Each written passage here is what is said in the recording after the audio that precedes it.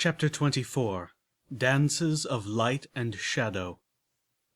I can smell the muffins baking now. Death.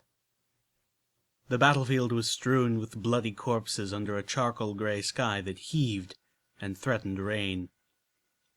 I was dying, or, more precisely, my host was dying, and, trapped in his memory, I was along for the ride.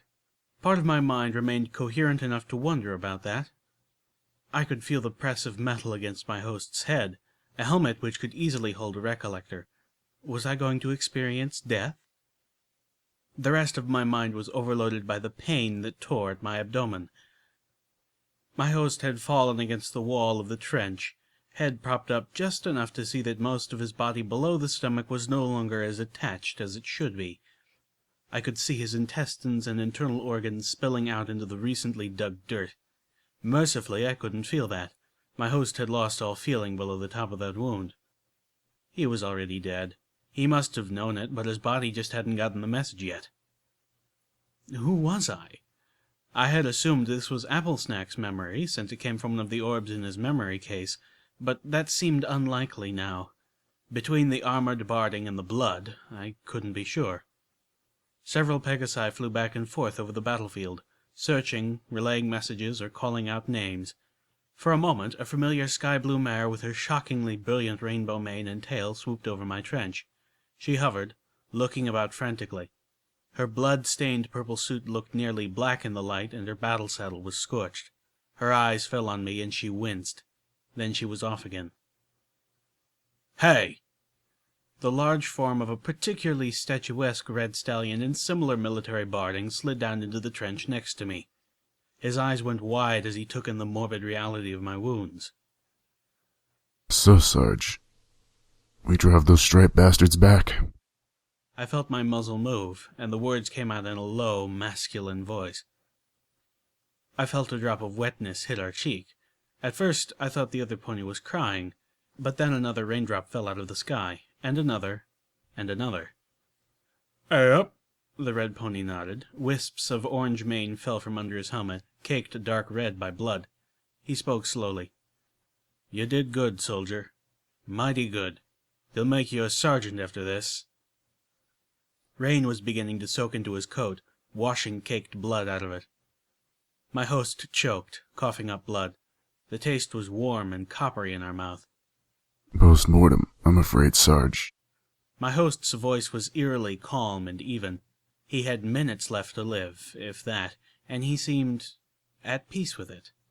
"I'm afraid I won't be joining you when you go after all." We felt cold, a chill deeper than that from the rain. I felt drops of rain kissing the searingly painful wound. I was thankful I couldn't feel the drops landing inside me.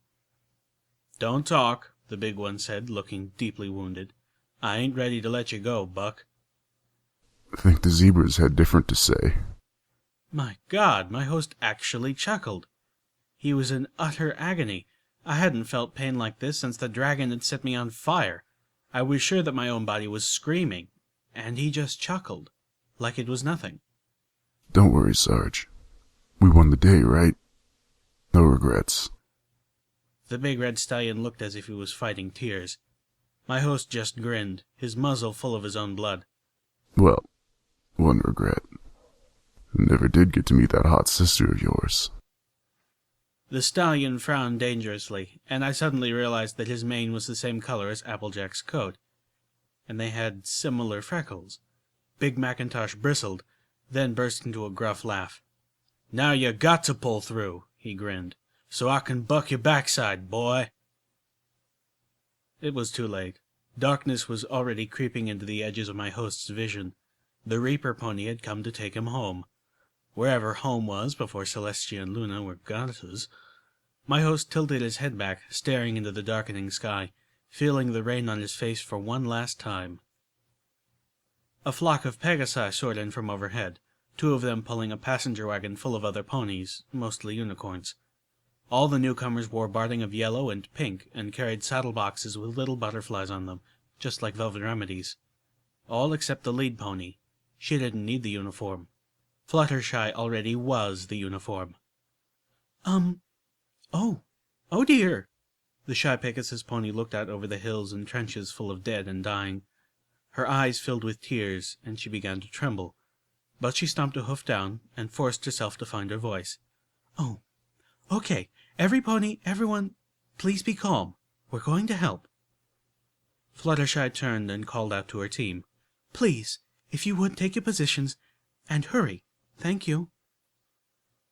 Seeping shadows had nearly engulfed my host's vision, and his other senses were fading fast. I was looking at the world from the bottom of a deep, dark well. Thankfully, the pain was at the top of the well, far away from us. We closed our eyes. It was hard to open them again. Our eyelids were heavy, like they were made of gold. When we did, there wasn't much to see, just clouds and rain, barely visible. We were in a much deeper well. Fluttershy's head moved between us and the clouds, looking strangely upside down, cringing at the sight of my host. Oh no. She dashed up to us. I think we can help. Just, please, hold on. We strained to speak. It only came out as a whisper. Bit beyond you.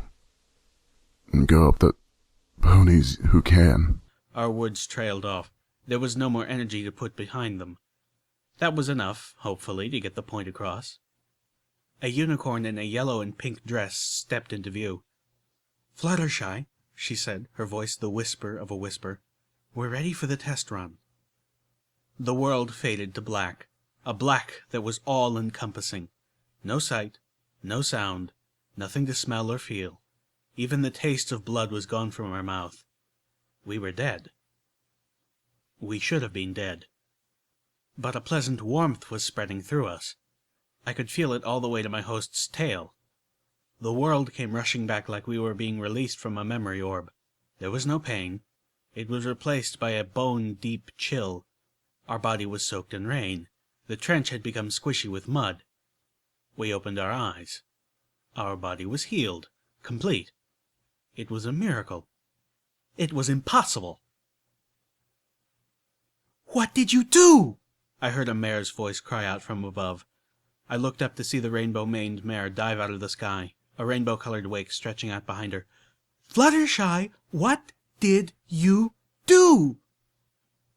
Rainbow Dash stopped, hovering in midair, staring in utter shock at her fellow Pegasus. We healed them, Fluttershy said graciously, her voice somehow filled with happiness, but not a hint of pride. Several of her unicorns were trotting up to stand by her side. I know that, Rainbow Dash assured her, but how? Fluttershy blushed, looking pleased.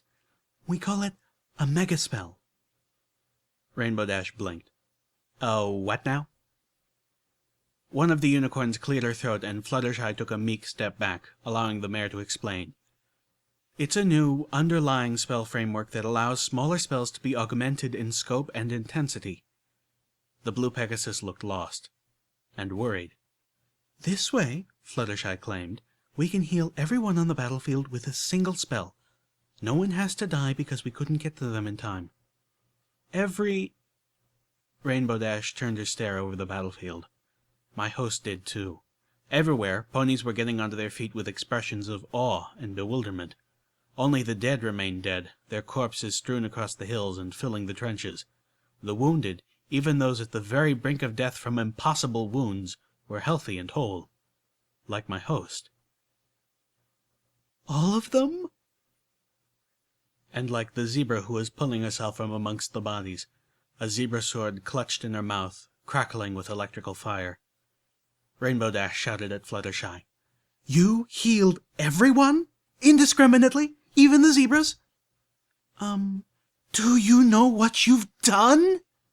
Do you know how many ponies died here today? Rainbow Dash bellowed. And now we have to fight the damn battle all over again. I could hear the yellow Pegasus squeak, beginning to cry. My heart broke at the sound. I wanted Applesnack to turn towards her. I wanted him to comfort the mare who had just saved his life, but he didn't even spare her a glance. Instead, my host lowered his head, sinking his teeth into the mud to pull up his rifle, ignoring the slimy texture and earthy taste. Shots began to sound across the battlefield outside the trench. "Fluttershy, get down!" Rainbow Dash cried out a moment before the blue Pegasus tackled the yellow one, sending them both rolling into the trench next to me, her wing catching the wake of a missile as it shot over the trench and exploded, raining dirt down on us. The battle was engaged. Again.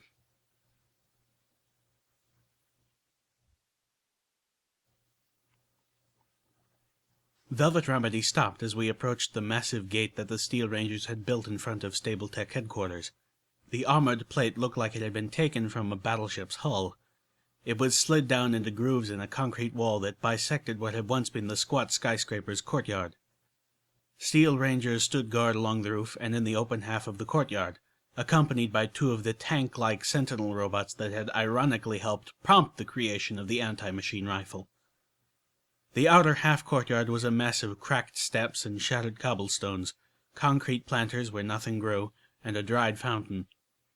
Above the fountain rose a cracked and badly weathered statue of a once beautiful white unicorn with a curling purple and pink mane and tail. The statue had suffered from not only weather, but generations of graffiti before the Steel Rangers had taken possession of the building and began fatally discouraging raiders and miscreants from approaching their base of operations. Everybody else was focused on the guards and magically powered armor and the sentinel robot in front of the gate. The senior paladin mare trotted forward, addressing them.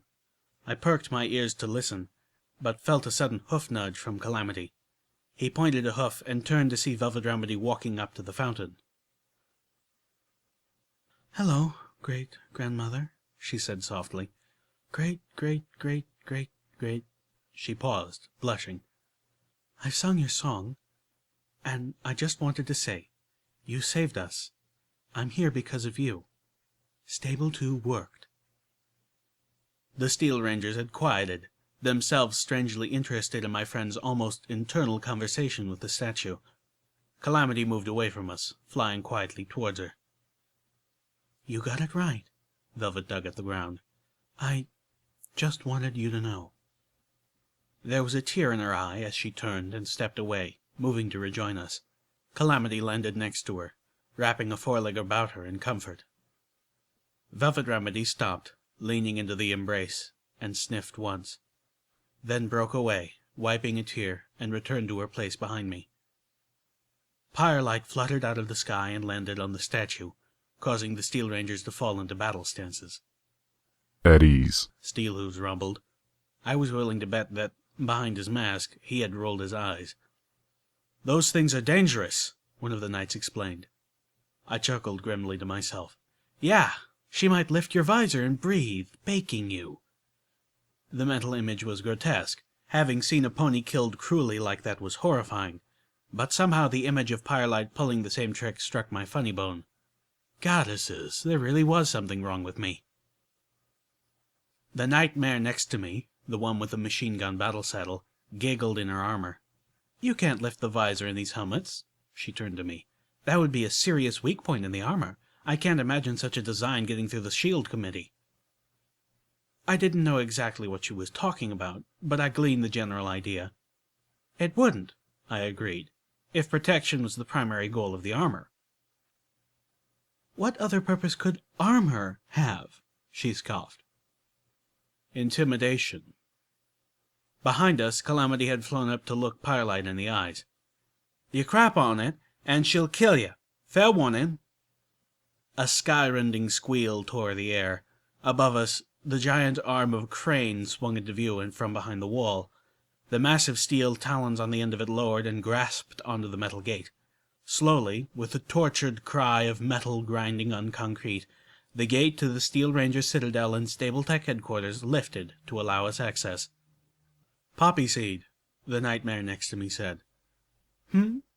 I blinked, confused. "My name," she said. "I'm Knight Poppyseed." At my continued blank expression, she expounded. "Poppies are a flower from the Zebralands. They have seeds." "Oh," I smiled back. "Little Pip." I lifted my right foreleg, showing off my pip-buck. "Pip is short for Pip-Buck," I told her.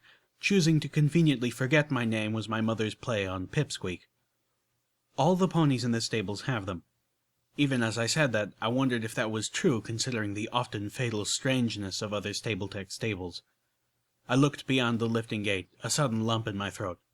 Well, in my stable at least. Really? Poppy Seed commented. I'd always heard that to pip some pony meant to shoot that pony with a firearm. I had never heard that before. And really, what do you say to that? The rest of us started to move forward. Firelight seemed intent on staying outside in the Philadelphia outskirts. I wished her well, expecting she would still be nearby when and if we left. She had survived on her own for a long time. I was more concerned about the rest of us. Calamity looked back at the base of the statue, bent his head forward, and snatched a bottle cap out of the dry fountain bed. He flew back to us, taking his place walking at Velvet's side, dropping the cap into one of his saddlebags as he did so. The sounds of sporadic gunfire danced in the air. Steel Rangers trotted laps around a track running along the towering wall which encircled the lower floors of Stable-Tech headquarters. In the inner half-court, a senior paladin was barking orders at initiates as they struggled to master movements in the suits of magically powered armor. "I get it," Calamity said to Steelhooves as one of the initiates bucked at a badly dented steel plate, leaving hoof marks nearly half a yard from her intended target. "Your armor's spell matrix enhances your strength and endurance to compensate for the bulk of it, right?" Steelhooves nodded without a word. "Interesting," Calamity mused. "The enchantments in an Enclave suit negate its weight, kind of like one of the enchantments on Spitfire's Thunder." Steelhooves glanced back at the unique anti-machine rifle strapped to Calamity's paddle saddle. The thing was almost twice as long as he was when fully assembled, so he kept it broken down while traveling. Different approaches, but still, it's all about keeping the weight down. Steelhooves had slowed, staring at Calamity.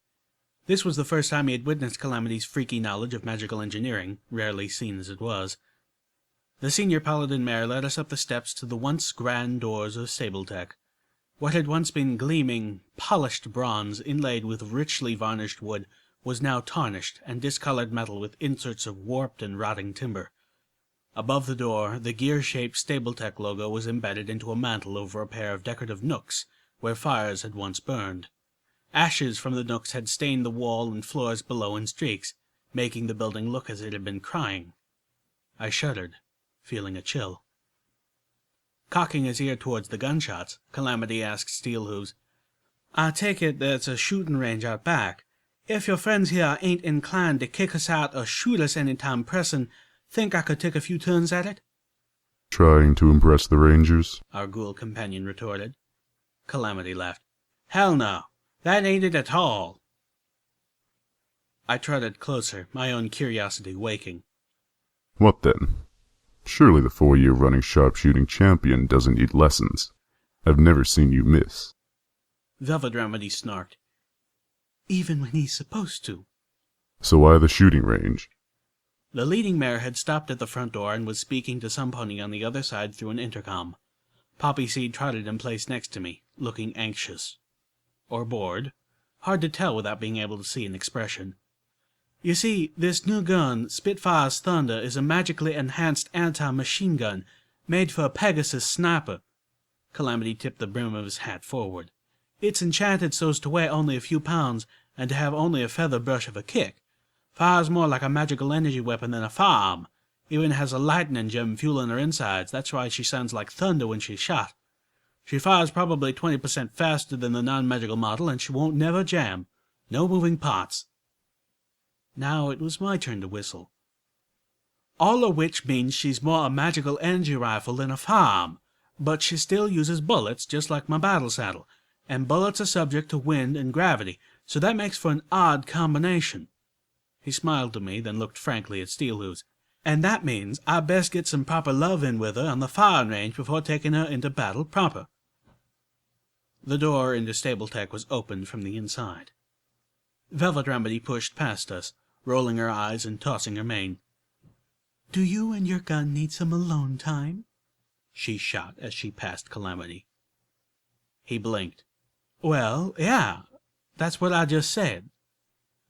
I face-hoofed. Velvet Remedy nickered and trotted inside, ignoring the confused Pegasus. Does the news today make you anxious?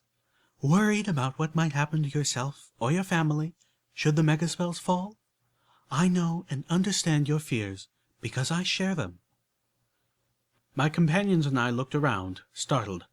The lobby of Stabletech had been designed to be a welcoming self-advertisement. The sad, sweet voice seemed to come from right in front of us, no matter which way we were facing. It filled the air. "That's Sweetie Belle," Velvet Remedy whispered, searching for the speakers.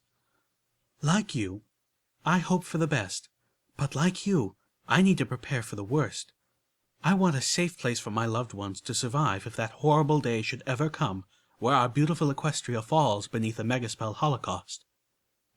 "It's automated," Poppyseed told me. "Starts up every time we go through that door. It didn't used to, but then we tried to disable it. Only made it worse." She pointed to the large Stabletech logo embedded in the floor. "There used to be an image standing there of that unicorn from the statue out front, made out of dancing lights. Looked like a damned ghost. Killing that also killed the interface for the tour presentation." She giggled wryly inside her armor. "Enjoy." Explained why neither our guide nor the Steel Rangers milling about seemed to be paying the voice of Sweetie Belle even the slightest bit of attention. "I, too, need to know that my family will be safe. But more than that, I want them to be happy. I don't want them locked away in a dark, cramped shelter for the rest of their lives. That's no better than a prison. No. I want my family to be safe and secure inside one of Stabletech's magnificent stables." Our guide led us past display cases, most of which were destroyed and the displays plundered, and framed posters on the wall, all badly faded. The posters ranged from terrifying portents of Armageddon, all of which somehow managed to be more wholesome and pleasant than the post-apocalyptic reality they attempted to prophesy, to pictures of a smiling Sweetie Belle urging parents to trust their children to Stabletech's promise of long and happy lives. All of them had a unifying message, although rarely put into these exact words. "We care. You need us. You will die without us. Buy your tickets for the Stabletech lottery now." We were approaching the end of a hallway, passing a pristine sparkle cola machine. This one with a large, backlit plate showing an orgasmic Fluttershy drinking her favorite carrot-flavored drink, and an ammunition vending machine which had been broken into and thoroughly looted. The end of the hall was adorned in false rocks, so the hallway would appear to transform into a small, darkened cave. The illusion would have been effective if chunks of plaster from the cave wall hadn't broken loose, revealing the wire mesh beneath. As our leader stepped into the cave, loud clunking vibrations echoed through the hall and the display lights came on, revealing a huge mock-up of a stable door. Sweetie Belle's voice came to life around us again, the recording playing at a strangely low speed for the first few seconds, making her voice briefly sound similar to Steel Ooze. "Stabletech welcomes you to our new line of subterranean stables, featuring our patented SAS Arcano technology. SAS technology is the product of years of dedicated, uncompromising effort by our Stabletech scientists to bring you the most advanced and enduring designs based on the 3 pillars of post-apocalyptic survival: safety, amenities, and sustainability." Velvet Remedy and I exchanged looks. The mock stable door, numbered 0, swung open on hinges as we approached, while a soundtrack played the sounds of an actual stable door being pulled open. Spinning yellow lights topped off the simulation, something that hadn't been present in Stable 2. "You and your loved ones will be able to sleep in peace, knowing that our impenetrable stable doors are built to survive and protect, even if Zebra invaders detonate a balefire bomb directly outside of your new, safe, and secure home, with only a projected 7% failure rate under even those extreme and unlikely circumstances. Stabletech's mighty stable doors are guaranteed to protect you and your family." Wow. Velvet Remedy stifled a giggle. Before I could stop myself, I whispered, "Velvet Remedy's barn door doesn't swing that way." I gasped and quickly corrected myself. "I meant Stable 2's. Too late. The charcoal-coated unicorn with the scarlet and gold streaks in her white mane was fixing me with a stare that told me I wouldn't be hearing the last of this for a long, uncomfortable time. Damn it, sometimes I hated my mother. Not that my slip of the tongue was really her fault. But it was her fault. Still thinking of that dark, cramped cellar that you feared would be your family's home? Let the magical light of SAS technology burn those fears away. Through the magical power of your stable's appointed overmare, each stable will enjoy fully realistic sunlight even underground, with all the warmth and joy it brings, Sweetie Belle's voice boasted, and at night a softer light will fill the halls, provided through enduring Earth Pony technology. So far, the most accurate part of the exhibit was the hall lighting with its ever-present high-pitched whine. Of course, this nighttime lighting had been 16 hours a day, every day, all the time. The realistic sunlight promised through the overmare had been reserved for the underground apple orchard, and based on the color and taste of the things we called apples, I had my doubts about how fully realistic it was. Concerned about security? Fear not. Each stable is supplied with a security level and a fully stocked armory. Our friendly Pi camera system allows the overman to keep an eye on every pony in public areas, without prying into your private affairs. Sweetie Belle's disembodied voice seemed especially pleased with this feature. We here at StableTech believe in returning your life to the level of respectful privacy that you deserve, without compromising your safety. We began to trudge through the bizarre mock stable. Its layout was nothing like the real thing, designed more like an amusement park ride than a functional shelter. Every few yards we would pass a large window. As our leader approached, lights would flicker on inside eternally sealed rooms, where mannequins would play out scenes of utopian underground life. With each room we passed, Sweetie Belle's ghost would regale us with some other aspect of how wonderful and safe living in a stable would be. After the other stables I had been in, I found that this was creeping me out. I couldn't stop thinking about how so many stables had apparently turned into lethal traps, very not like these promises. Somehow, the reaction I saw on Calamity's face made it even worse. Here at StableTech, we have taken the time to think of everything. We know that, in the event of the worst kind of megaspell cataclysm, it may take Equestria not months, but decades to recover.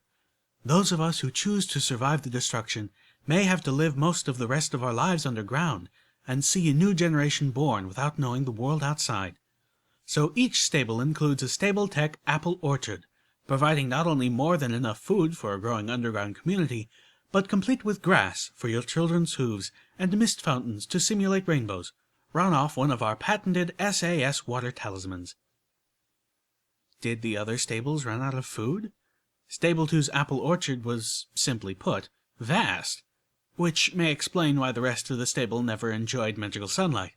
Did StableTech actually design the other stables with orchards that could only support a generation or two of growth?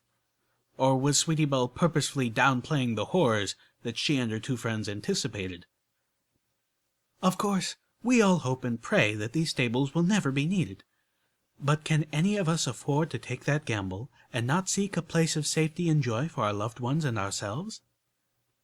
Velvet Remedy seemed on the verge of tears at the parting words of her ancestor, whom we both knew had become the first overmare of Stable 2, the stable whose special purpose was to keep us down there, safe, forever. Or, I knew, until Spike could find the right ponies to cast Gardens of Equestria. I can't believe that you lived your whole lives in a place like that, Calamity said as we walked up the steps that led out of the exhibit. I mean, one that actually worked. This explains so much. I opened my mouth, but couldn't find words. Only a little squeak escaped. We here at StableTech hope you've enjoyed the tour today. If you have any questions, please feel free to ask at the lobby desk. One of our friendly staff would love to tell you everything you need to know. We were made to wait in the long hall of rotting wood paneling outside Elder Blueberry Saber's office, under the watchful glares of armor-encased ponies, as Steelhooves spoke with the Elder in private. I tried to engage Poppyseed in conversation. That worked until I misstepped by asking what she thought of the Steel Ranger's oath, wondering whether she felt the same way as Knight Buck had about following Applejack's principles. What I learned instead was that talking of the oath to outsiders, or tribals, as she called us, was forbidden. After that, she ignored all my further efforts to chat. I couldn't tell if it was because I had deeply offended the knight, or because there were other Steel Rangers watching. I contemplated trying to eavesdrop, but then realized the guards wouldn't let me close enough to the door, and I wasn't entirely sure I wanted to know what was being said. I was sure there were elements of the conversation that I would do well to hear, particularly anything regarding us or Steelhoove's mission. But there was probably more than a bit of discussion about internal politics and current affairs within the Steel Rangers.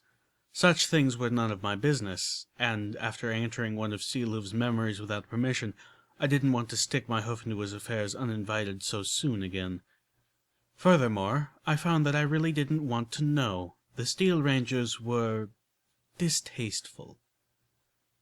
Steelhooves was a Steel Ranger. Not just a former member who still wore the armor because, for some reason I didn't quite understand, he couldn't remove it, but a current and still active part of the organization. A star paladin at that, which, although I didn't quite know what that meant, sounded impressive. Between this side trip and the memories in his memory orbs, I was beginning to learn a lot about my newest companion. Well, newest four-hoofed companion, and I found I could accept most of it, although not always easily. I felt I could trust him, within certain parameters, and call him a friend. But I did not envy his karma, and I was apprehensive about where his loyalties would fall if the hooves met the apple tree. Learning about him had also meant learning about the Steel Rangers. I was interested in them as they were connected to Steelhooves, and to Applejack, a mare in that special circle of friends whom Spike had personally known, and whom I had grown to care about regardless of the centuries between us. The notion of Defender still sworn to the values of Applejack was like a light in the sea of darkness that the equestrian wasteland often seemed to be. But the Steel Rangers themselves, or at least a great many of them, struck me as little better than well-equipped, more principled raiders. They didn't go about raping and torturing.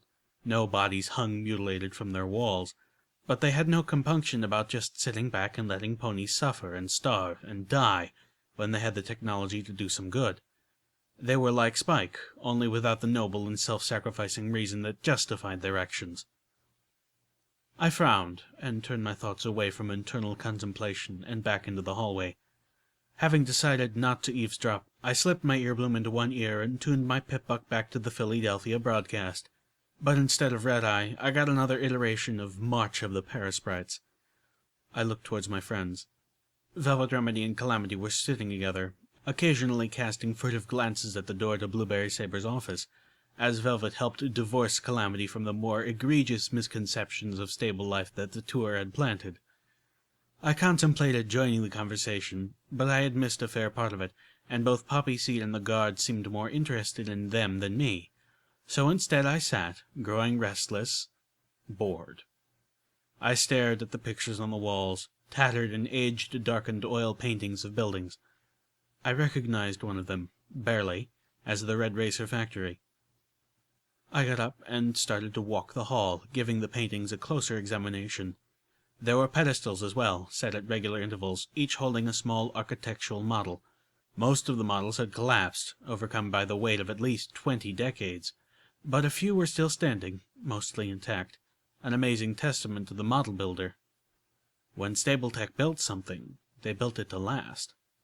I was just about to pull the earbloom from my ear when the current song ended, something both patriotic-sounding and yet heavy on the use of an oboe, and Red-Eye's voice spoke into my ear. "My friends, let me share with you a secret, just between you and me. I was not always like this, no. Once I was a young colt, irresponsible and carefree. I did not understand the need to toil, to labor, nor should I have, for I was but a child, and childhood is the time of innocence, for exploration, for happiness and growth. I was lucky, fortunate beyond my deserving, to be blessed with safe places to roam, security from the fiends and horrors of the equestrian wasteland, and companionship in the form of my beloved dog, Winter. Oh, the adventures we had! Sounds beautiful, doesn't it? a time of peace and joy that I can return to in my mind at the end of the day after the equestrian wasteland has thrown at me the worst of its horrors and despair. Between the visions of my peaceful past and our gloriously bright future, I find the strength to go on, no matter how hard the path or how heavy the load. But my childhood, picturesque and ideal and safe, is that what your own children enjoy? Tell me, equestrian wasteland, how many of our children today are truly happy, truly carefree? Sadly, we both know the answer. None.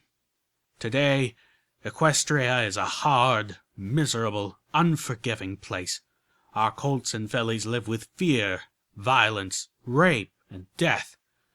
The bleak and poisoned world offers our children only meaningless struggle and, all too often, a cruel and terrifying end. There is no joy out there, no hope. No more. This ends here. This ends now. One day, yes, the new Equestria we are building will offer them that same utopian security that I once enjoyed. But we cannot wait for that while our children suffer. The leaders of our past may have forgotten how much each colt, each filly is to be cherished when they unleashed their arrogant wrath upon our world, but we who have lived through hell know better, and we will not wait another day. As those living within lands already being reclaimed know, our nation's young ones are, and have always been, my highest priority. All that we sacrifice, we do for them, to give them a better place. And in the meantime, we strive to give them what safety and security our hooves can offer.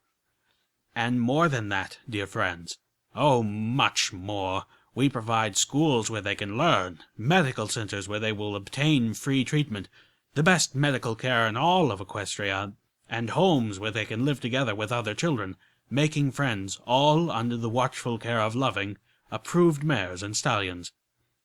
Soon, the armies of the children of Unity will come to your town, but not as an invading army, oh no, but as an army of engineers and teachers and doctors.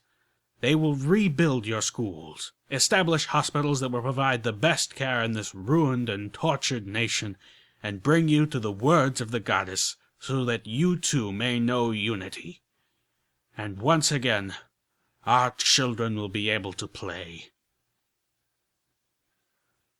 The door to Blueberry Saber's office opened. Steelhooves took a step out. Little Pip, could you come here for a moment? Elder Blueberry Saber was the first Steel Ranger I had actually laid eyes on. She was a rather pretty older mare. I suspected that, when she was closer to my age, or even Velvet's, she must have been quite cute. She had a pleasant blue coat, and her mane and tail had once been a berry purple before it turned mostly silver-gray. There were still a few wisps of the original color. I couldn't see her cutie mark. Her robes concealed a modest portion of her body. Steelhooves guided me in, closing the door behind him with his metal-sheathed tail. Blueberry Saber stood in front of me beside a heavy iron table whose interlaced frontal design reminded me oddly of scaffolding. She had one hoof up on the table, although with a closer glance I could see that her hoof was not actually touching the metal surface. Trapped between the hoof and the desk was the round black ball of a memory orb. Little Pip, Steelhooves said, his voice oddly strained. I need you to look into that orb and tell me what's inside there. I looked at him, puzzled. Then at the Steel Ranger elder. She nodded with a smirk that looked ugly on what should have been a pretty face. "All right," I said, approaching slowly. I was still a little surprised at my own hesitation. Something in the room just felt off. Still, I did as Steelhooves asked, lowering my horn towards the orb and focusing. I felt the odd washing sensation as reality slipped. Part of me panicked, suddenly thinking that they were incapacitating me. A memory of my own, that of Velvet Remedy shooting me with my own dart gun, flashed through my head. And then I was no longer with them.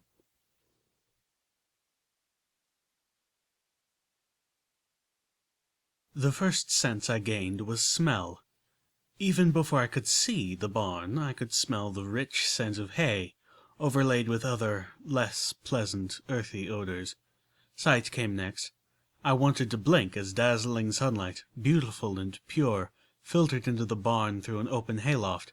Then came touch. First the touch of the cloak I was wearing, a rough but not unpleasant cloth. Then I felt odd. The body I was in was different, but I couldn't really put my finger on how. I had been in earth ponies before. The lack of a horn was no longer startling to me, and the body was less alien than that of a horny male, much less my exceptionally freaky experience as Spike. But I still felt wrong somehow, and it was like an itch that wouldn't go away. My host was standing in a bed of hay, watching as two familiar mares walked into the barn. They ambled right past me without so much as a glance. "Now what's this you wanted to talk about, Rarity, that we needed to hide out in the barn for?" "Well," the elegant white unicorn said, looking at her freckled friend with the frazzled blonde mane, "Rainbow Dash said that last week at the Summer Sun celebration she came on to you, and you didn't mind." I wanted to snicker. Rarity had managed to strike a perfect tone between gossip and suggestiveness. Yet I could tell, without a doubt, that she was only playing with the orange mare with the 3-apple cutie mark. Call it intuition, but I just knew that Rarity only had eyes for stallions, and that made Applejack's expression all the funnier. "Oh, hey no!" Applejack nearly shouted, backpedaling. "Gall dang it, not you two! Rainbow Dash was drunk. Again. And I told her—" I really wished my host would laugh, because it was hard to be in stitches when your body wouldn't cooperate. But in the very least, I could tell Applesnack that whatever he had been afraid I might find in here was rubbish. Applejack regained her composure as Rarity fluttered her eyes, but failed to stifle a ladylike snicker quite fast enough. "Oh, for the love o'—" Applejack stomped. "Did you drag me all the way out here just to mess with me?" She put a hoof to her freckled face. "Oh, hell. Did Rainbow Dash put you up to this? This is one of her practical jokes, ain't it?" "Actually, well, yes," Rarity admitted. "It was her idea." "I knew it," Applejack huffed, stomping again. "But I really do have something I need to talk to you about," the graceful unicorn said, abruptly turning quite serious. Applejack could tell the mood had changed. Fun, even that at her expense, was over. "What is it?" "I've come across some new magic," Rarity said cautiously. "Zebra magic." She stopped, measuring the country mare's reaction. "You mean, like the things Zecora used to brew?" "Not exactly. No." Rarity lowered her voice. "Have you ever heard of a soul jar?"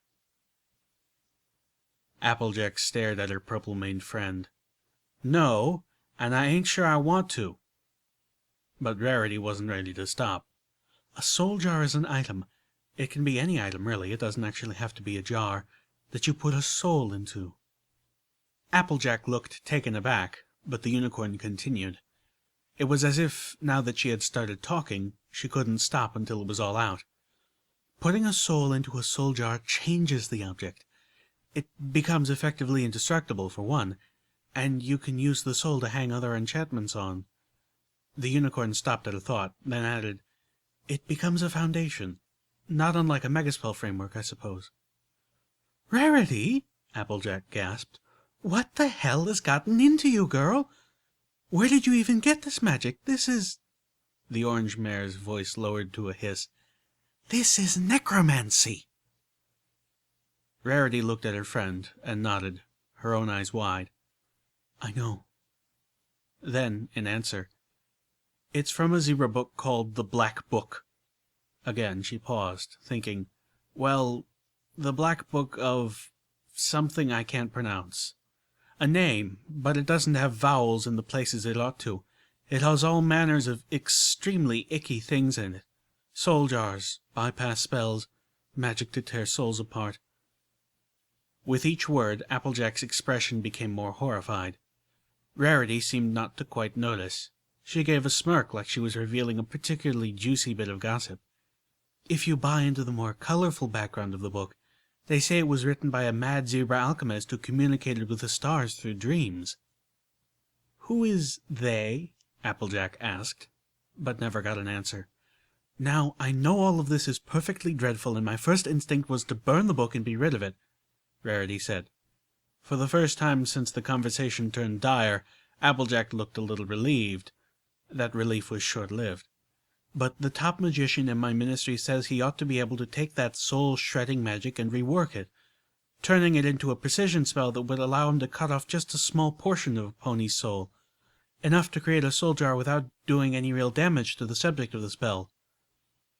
"And why would you want to do that?" "Think of it, Applejack! What soldier wouldn't be willing to give up just a small bit of her soul to be put into her own armor, making it completely impervious to any bullet, any weapon?" Rarity was positively glowing in the rapture of her idea. "And it wouldn't have to be those ugly metal things your ministry has been working on. We could make perfect, impenetrable armor out of dresses. Beautiful dresses."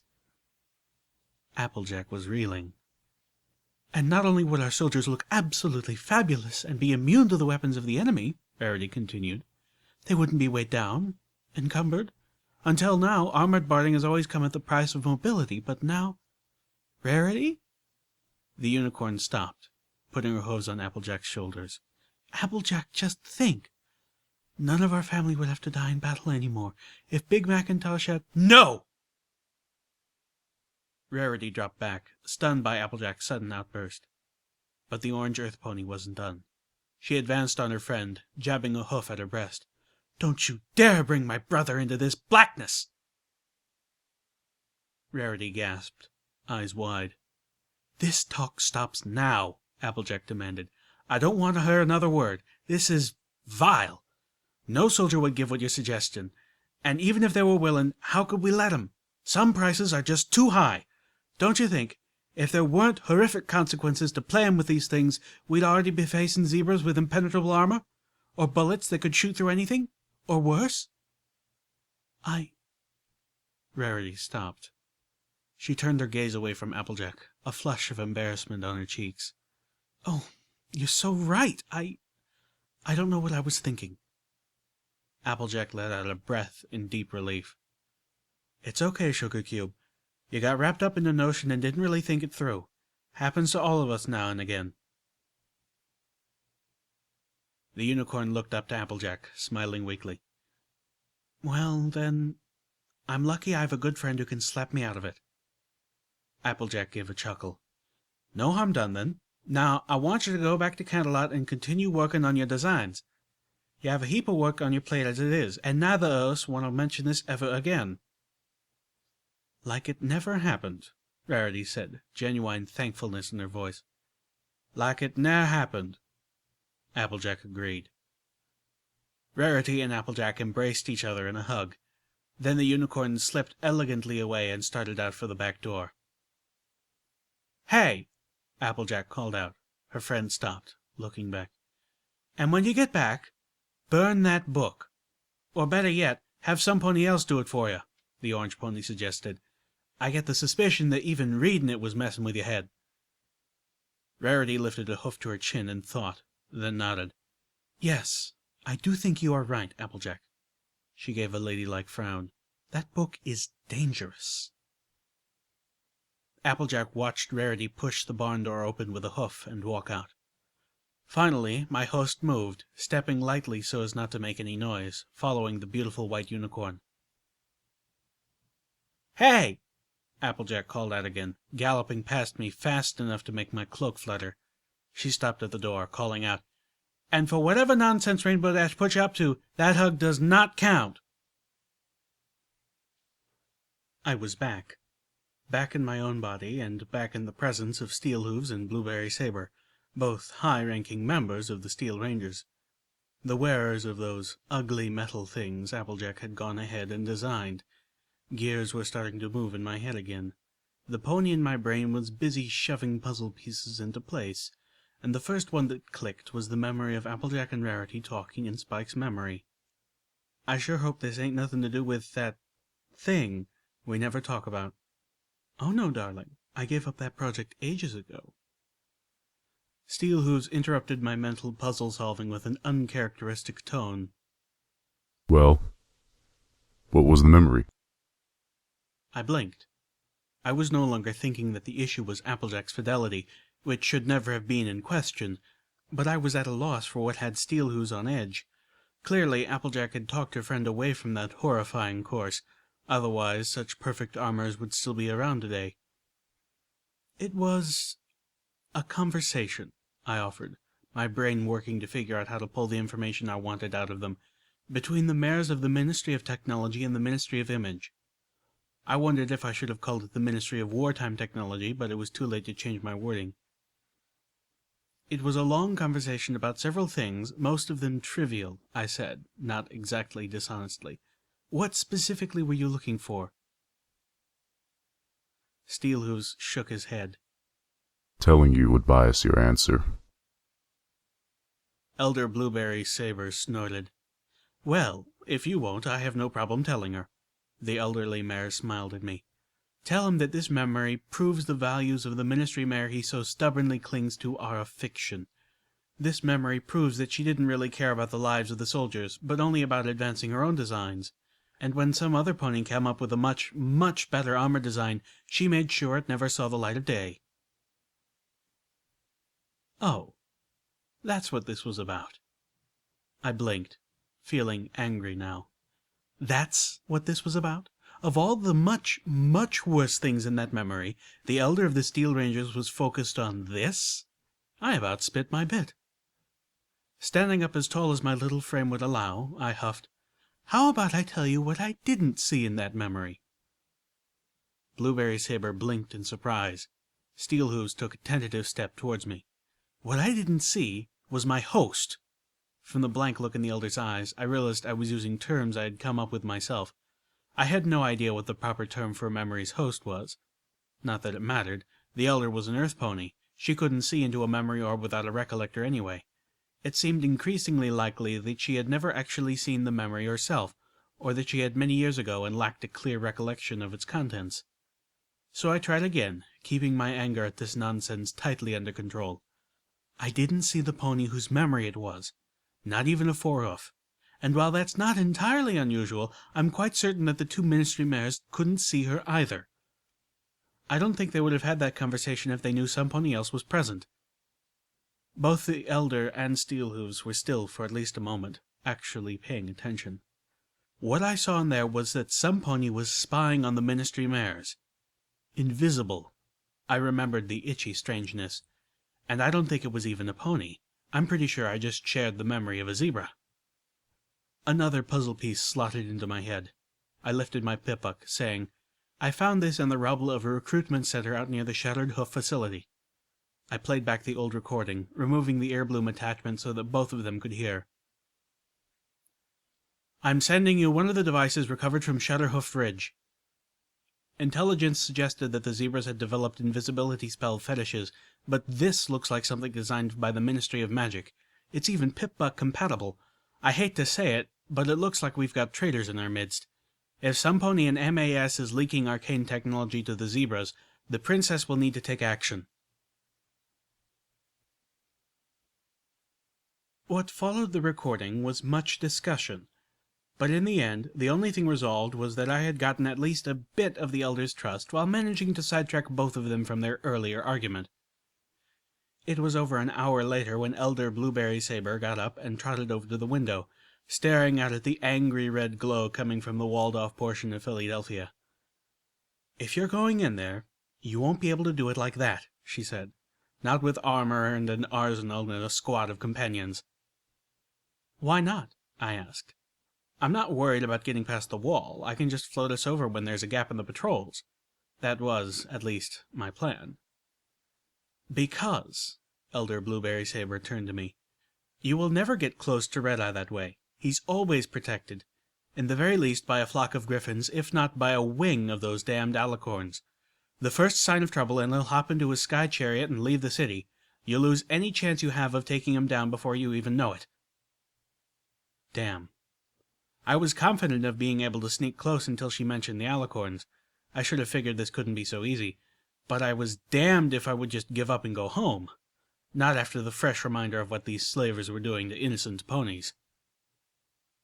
I can help you, the elder offered, if you agree to help me in return. Oh, this was going to be one of those days. The elder laid it out for me. She would get me and maybe one of my companions into the walled section of the city, stripped of our possessions and dressed in the rags of the slaves.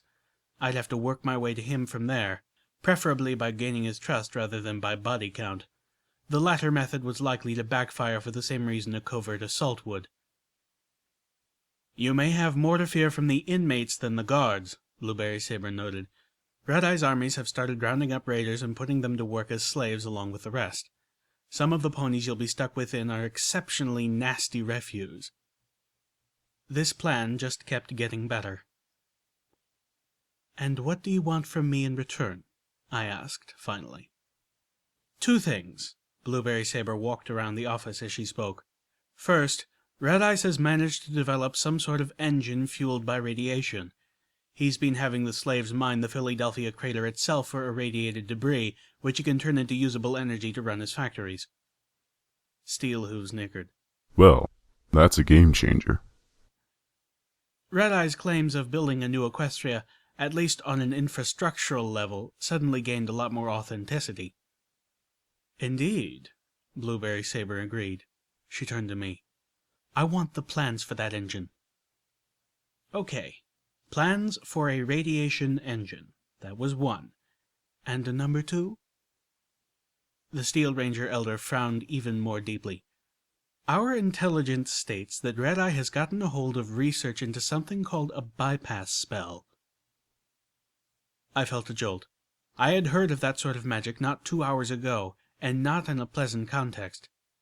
"I want you to find his research on bypass spells, confiscate what you can, destroy the rest." The elder stomped both her foreheads. "Thoroughly obliterate it." I raised an eyebrow. "Since when is the Ministry of Wartime Technology interested in spell research?" Steelhooves stepped in. Since it's a matter of survival, he explained. The Zebras created bypass enchantments midway through the war. A bypass augments another magical effect, allowing it to ignore one specific type of thing. The Zebras, for instance, used it to create balefire bursts, the much smaller version of the mega spell you are familiar with a zebra bypass.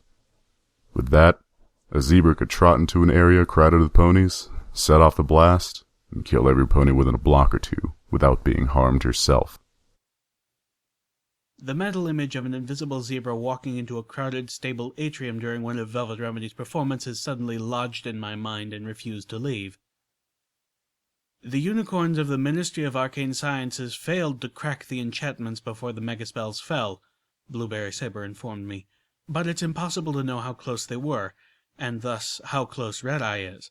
I think, however, that you can grasp why it is in every pony's best interest that Red-Eye is not allowed to finish this research." I nodded, now imagining spells with an alicorn bypass. By the goddesses! "So," the elder asked, "do you agree to my offer?" As much as I hated to, I didn't see another way. Not now that simply killing Red-Eye wasn't enough. "This is a stupid plan." I sighed, looking at my friends. "Almost definitely, but it's the plan we've got." "I ain't letting you go in there alone," Calamity insisted, "especially unarmed." I smiled at his loyalty. "I won't be totally unarmed," I assured him. "They won't be taking my horn, and they can't take my pip-buck either. Instead, we would be wrapping my forelegs in bulky rags to hide its presence." "Why do you have to go alone?" Velvet Remedy asked, almost pleading. If anything, she seemed to like this plan even less than Calamity. Because I don't want the damn slavers to get their hooves on you. You're gorgeous, and in there, beautiful's a really bad thing to be. I need you out here. You're a non-combatant, and that place is full of enslaved raiders. Please don't make me explain further." Velvet Remedy scowled, clearly hating every word, but said nothing more. One of us needs to be with you, Calamity demanded. Why not me? At least with Calamity I felt comfortable with a direct answer. 2 reasons, I said, feeling bizarrely like Blueberry Saber for a moment. First, because you are a Pegasus, and Luna only knows what they would do with a Pegasus. You folk aren't exactly a common prize down here. I pressed my lips together in chagrin. I don't think we'd be able to stay together past the gate. Calamity was not at all satisfied. I don't care. Let 'em try to do what they think I'll let 'em get away with. I'm not abandoning you 'cause of that.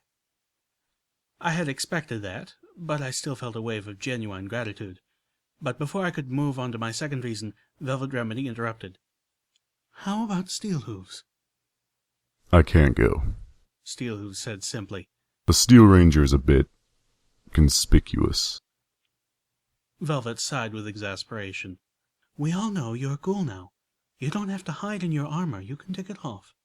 No, I can't.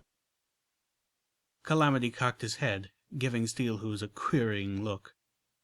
Why not? Velvet Remedy pushed. Because my body is fused into it, was the ghoul's answer, eliciting several gasps, one of which was from me. Oh! Calamity took a few steps back. You're that kind of ghoul. Wait, there are types of ghouls now? Other than Ghoul Pony and Zombie Pony? Velvet Remedy looked equally surprised by Calamity's reaction. What kind of ghoul? He's a Canterlot ghoul. Steelhooves nodded.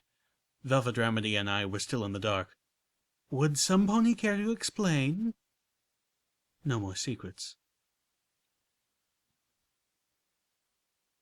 Ponies who suffered massive amounts of magical radiation and survived were forced to endure the cruel deterioration of becoming a ghoul pony. Since the zebras had employed different kinds of megaspells, it only stood to reason that there were minor differences in the effects.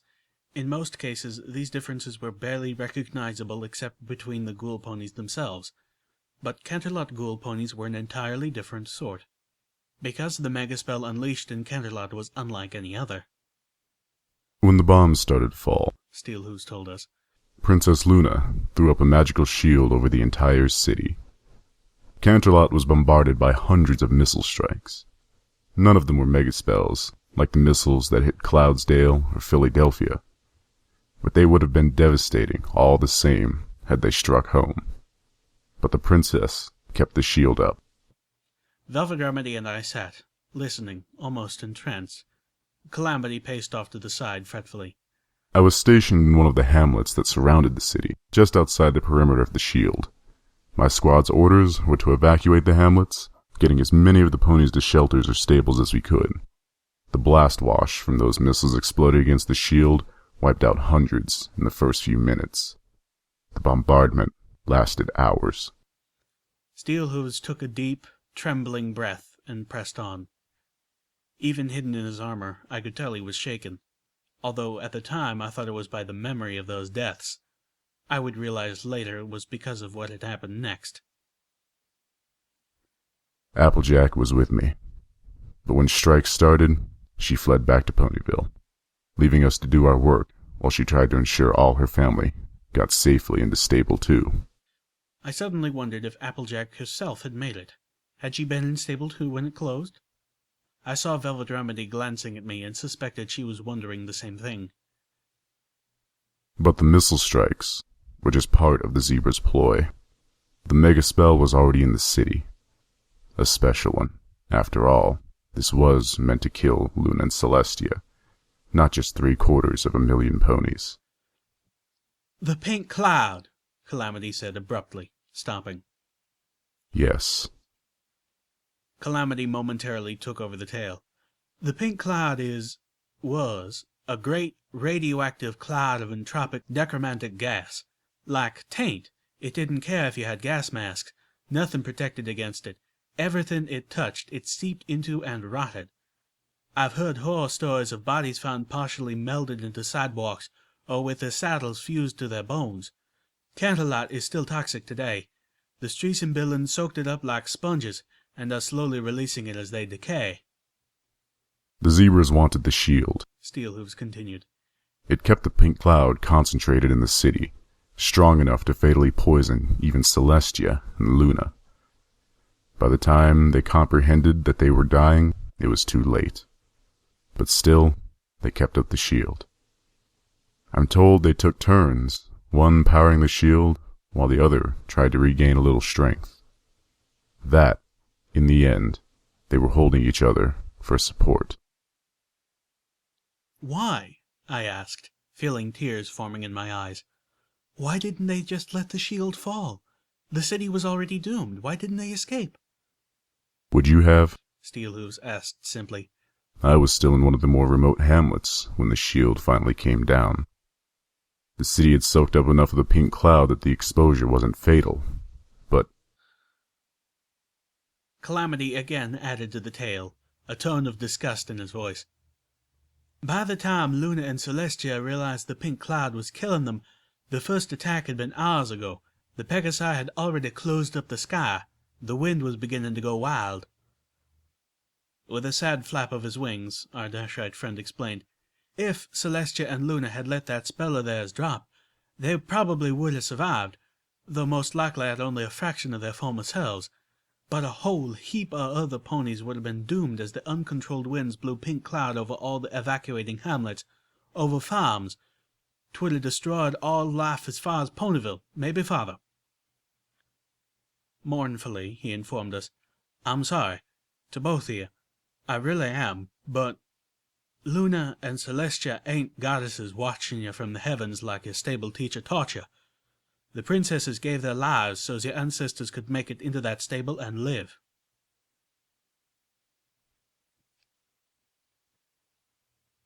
It was a long time before Velvet Remedy and I were ready to talk again. For a while, we just moved away from the others, found a corner by ourselves, and held each other in silence. In that time, I decided that I was damn well going to keep praying to Celestia and Luna anyway. It didn't matter if the accounts didn't match my beliefs.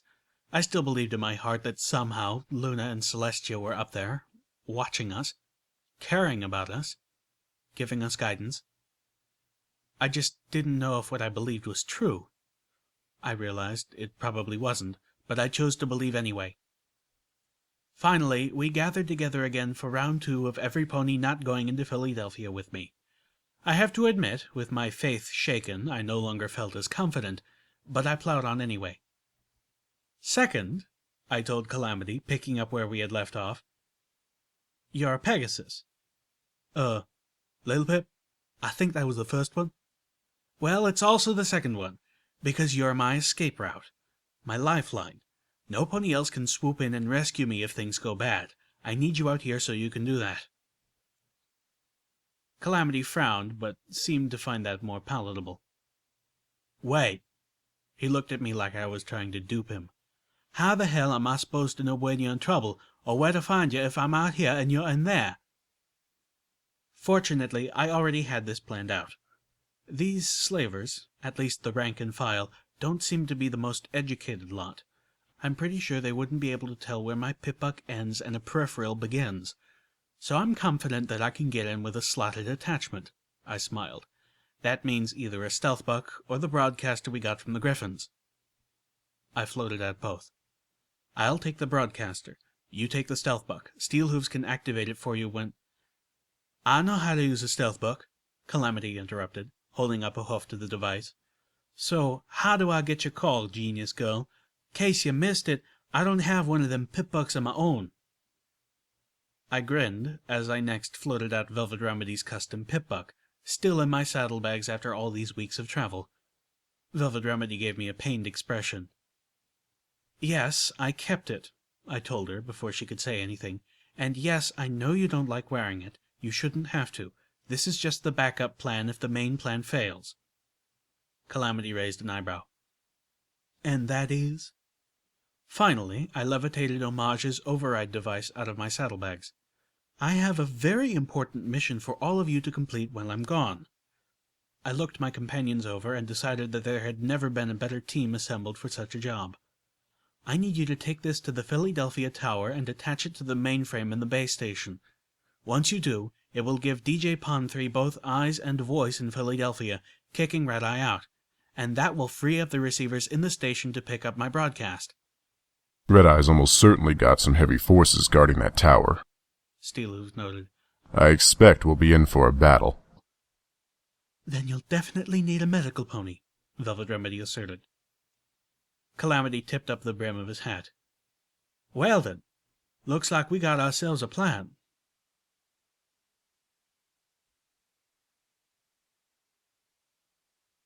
Go ahead, Steelhooves said, holding the last of his 4 memory orbs out to me on an armored hoof. You've seen the others. You might as well see the last one before you go. I didn't think I was ready for another trip into Applesnack's memories. The day had been too much of an emotional maelstrom. I felt weak and fragile, like another gust could cause me to break. I put up a warding hoof, shaking my head. Steelhooves grunted. Compared to what you've seen, this one is gentle. He pressed. You trust me, don't you? To very specific extents, I admitted. It's not you and Applejack having sex, is it? Steelhooves stared silently. Then he put the orb down, letting it roll towards me on the floor. You have a dirty mind. He turned and walked out. I stared at the orb as it rolled to a stop against my right forehoof.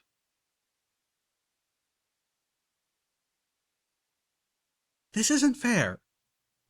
I recognized the voice of Rainbow Dash almost a full minute before I saw her.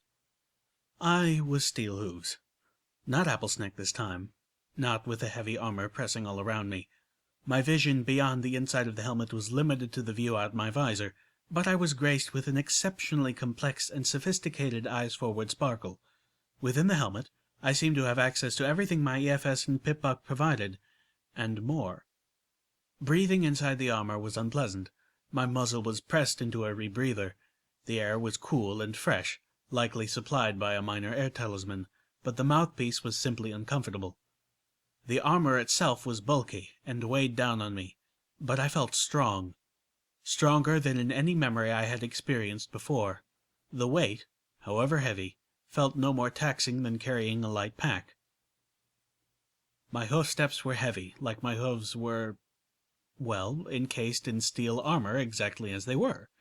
It was, all in all, an enlightening look into Steelhooves' existence, and while I could see the advantages, I didn't envy him for it. I trod down the hallway, focusing on the wooden double doors at the end. This, I guessed, was an office building of some sort. Not, mercifully, a battlefield. There seemed to be no imminent threats. I felt myself raise an armored hoof and push open the door with measured gentleness.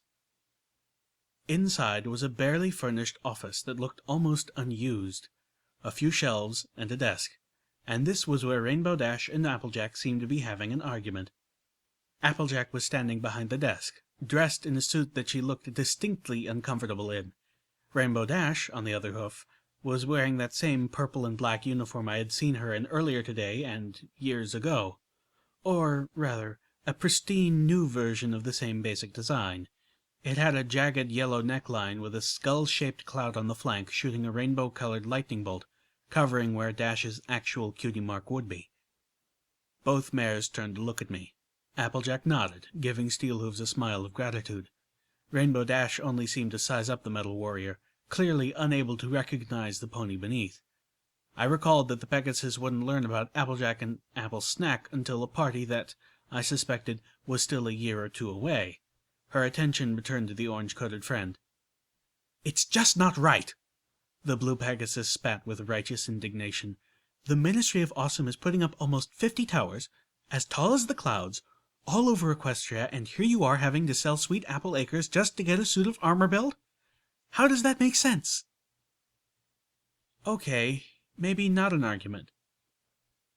"That's 'cause building these towers is all you seem to be doing," Applejack explained patiently. "Meanwhile, my ministry is helping fund over 4 dozen industries, giving them subsidies they need to keep running until they can pull a solid profit. And next year there'll be 12 more. Rainbow Dash gaped, then cocked her head.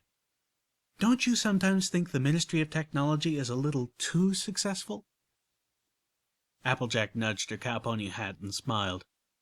"No, seriously," the blue Pegasus claimed, spreading her wings. "It's gotten so sometimes I can't even recognize Equestria anymore." The orange pony with the graying blonde mane gave her friend a look. I hadn't noticed the gray in the other memories, although the difference in age was at best a few years. I realized with amusement that, at some point, Applejack had started dyeing her hair. I wondered if, at that age, I'd feel the urge to. But then, I'd be a lucky mare to live that long in the equestrian wasteland. "For example, do you really need all these roads?" the rainbow-maned Pegasus asked. "Some of us ain't got wings, remember?" There was a clap at the door. Steelhooves trotted to Applejack's side like a bodyguard. Rainbow Dash scowled, but moved to the side. "Come on in," Applejack called out. The door was pushed open, and Apple Bloom walked into the room. She was beautifully groomed and wore a business dress of mahogany and a rose that went well with her mane. She looked infinitely more comfortable in a dress than her older sister did in the suit. There was a business bag strapped to her side. "Wait," Rainbow Dash said, looking between the two sisters. "You're selling your farm to your own sister?" "Technically," Apple Bloom said in a politely professional voice, "she's selling Sweet Apple Acres to Stable Tech." The younger sister turned her head, pulling open her business bag and pulling out a clipboard with her teeth.